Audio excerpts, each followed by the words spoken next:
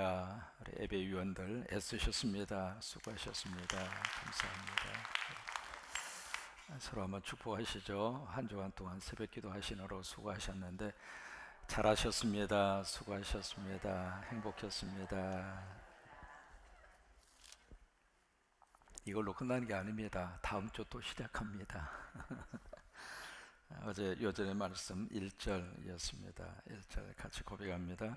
여호와께서 집을 세우지 아니하시면 세우는 자의 수고가 헛되며 여호와께서 성을 지키지 아니하시면 파수꾼의 깨어있음이 헛되도다. 아멘.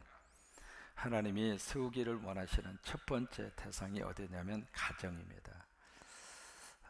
참 묘한 하나님의 섭리와 축복이 하나님의 세워주신 우리의 가정 속에 있어요. 그래서 하나님의 1차적인 관심의 대상이 어디냐면 하나님이 세워주신 우리 가정입니다. 왜? 하나님이 세워주셨으니까. 만약에 우리의 노력과 힘으로 세워진 가정이라면 그렇게 큰 관심과 대상에서 멀어져 있을 거예요. 그러나 철저하게 아내를 만나게 하신 분도 하나님이시고, 이럴 때 정신 차리고 아멘 하셔야 미래가 좋습니다. 남편을 만나게 하신 것도 하나님이시고, 자식을 우리 가정에 주신 것도 하나님이시고, 부모를 주신 분도 하나님이시고, 그러니까 철저하게 가정의 출발은 우리에게 있지 않습니다. 하나님에게 있습니다. 그래서 1차적인 하나님의 관심과 사랑의 대상이 어디냐면 가정이에요. 그래서 이 가정이 하나님의 은혜 가운데 세워지기를 그렇게 하나님께서 원하셔요. 가정만 제대로 세워져 있으면 사는 것이 힘들어도 버티고 살아갈 수 있습니다. 근데 다른 거 다 갖추어져 있어도 가정이 망가뜨려지면 그 인생이 참 불행합니다. 그래서 초가 삼칸이라 할지라도 화목한 가정, 거기서 참 멋진 미래를 꿈꿀 수 있는 가정이라면 그 가정은 제대로 살고 있는 가정이에요. 여러분 가정이 그렇게 되시기를 주의 이름으로 축복합니다.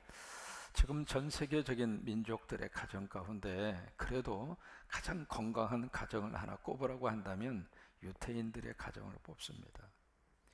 그 유태인들의 가정에 몇 가지 특징이 있습니다. 첫째는 세대 간의 갈등이 다른 민족에 비해서 적습니다. 물론 없지는 않아요. 사람 사는 세상인데 왜 그런 게 없겠어요.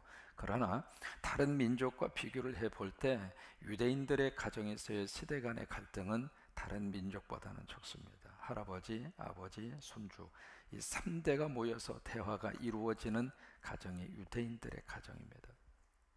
또 하나, 이혼율이 다른 민족에 비해서 유태인들 가정의 이혼율이 상대적으로 적습니다. 그리고 굉장히 가정적입니다. 그러면 이 민족이 우리가 알고 있는 것처럼 70년에 세상에서 로마에 의해서 망한 다음에 48년에 국가가 될 때까지 전 세계로 흩어져서 살고 있었거든요.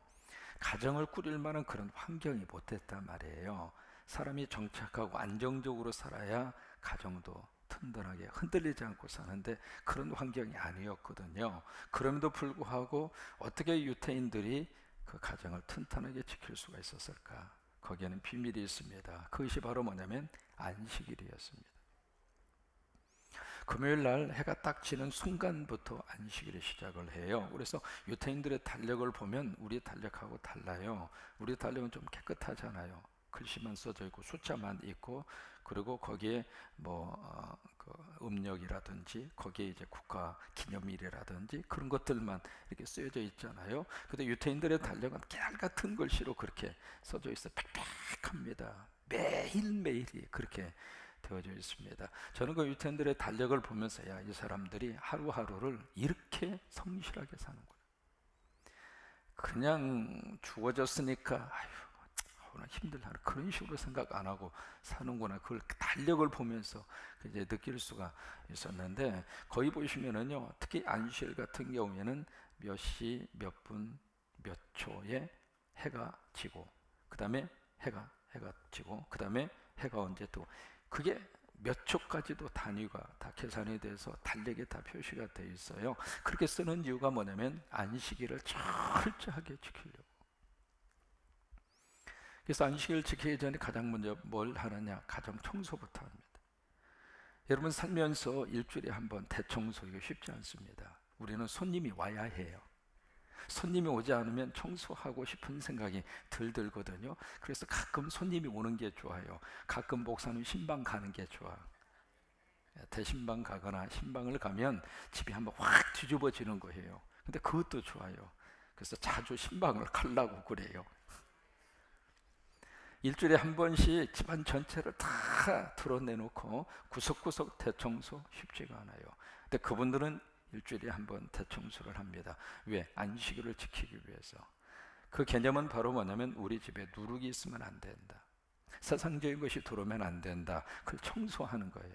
청소하는데 적당히 눈에 보이는 데만 청소하는 게 아닙니다. 저 구석까지. 여러분 냉장고 뒤에 참 깨끗하죠. 네. 눈에 안 보이는 데까지 철저하게 말 그대로 집안 전체를 완전히 180도로 뒤집어 엎어버리는 거예요. 랩이 없는 날. 첫 번째는요, 웃는 날. 그 다음에 세 번째, 칭찬하는 날. 칭찬하는 날. 그러니까 그 날만은 어떻게 해서든지 칭찬을 하도록. 우리가 알고 있는 내용이 있습니다.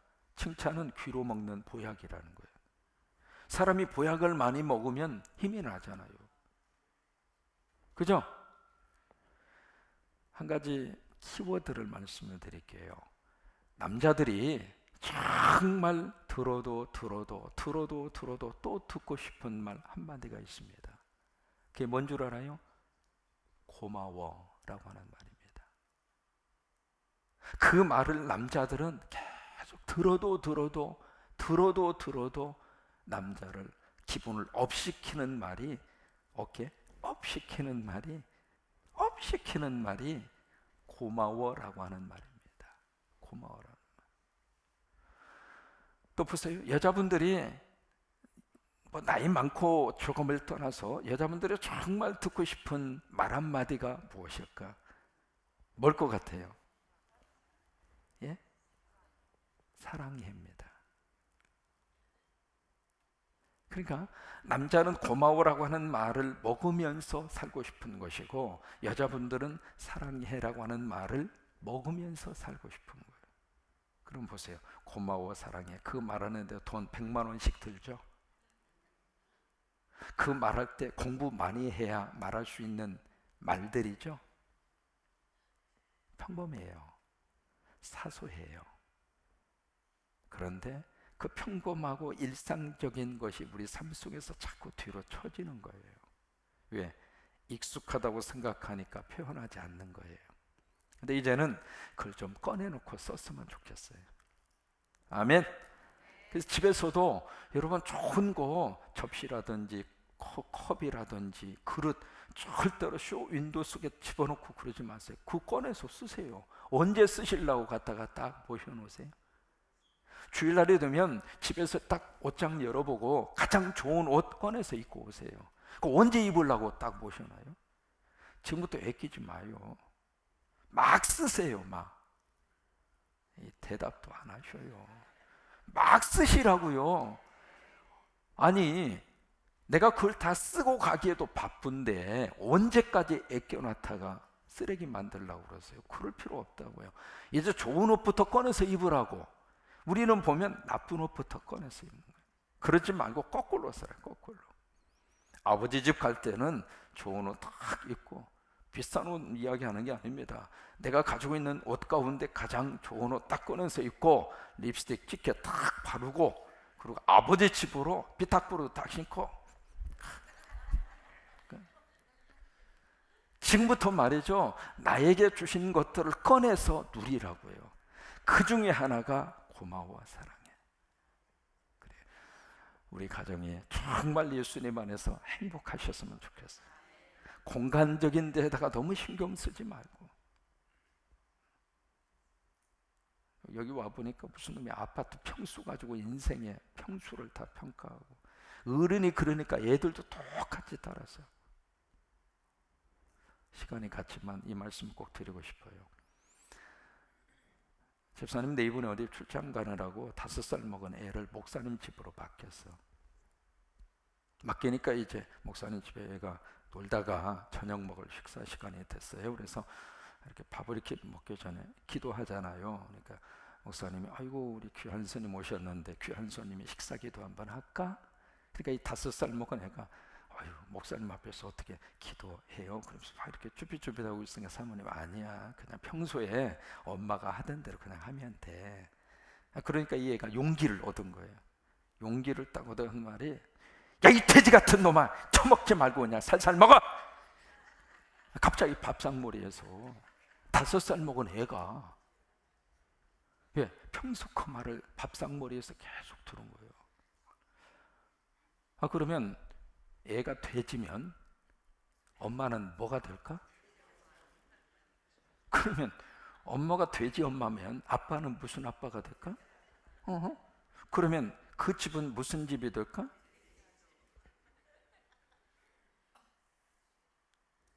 이게요 평소 하던 대로 가는 거예요.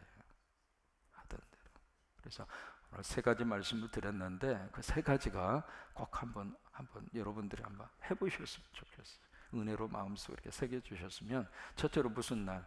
웃는 날 한번 더 해보시고, 2번째 TV 프리데이 텔레비 안 보는 날, 3번째 칭찬하는 날, 다 그 한번 해보셔서 우리 가정마다 하나님의 복이 넘치게 되기를 주의 이름으로 축복합니다. 요절의 말씀 1절입니다. 시작. 여호와를 경외하며 그의 길을 걷는 자마다 복이 있도다. 다시 한번 시작. 여호와를 경외하며 그의 길을 걷는 자마다 복이 있도다. 한 번만 더 고백합니다. 여호와를 경외하며 그의 길을 걷는 자마다 복이 있도다. 아멘.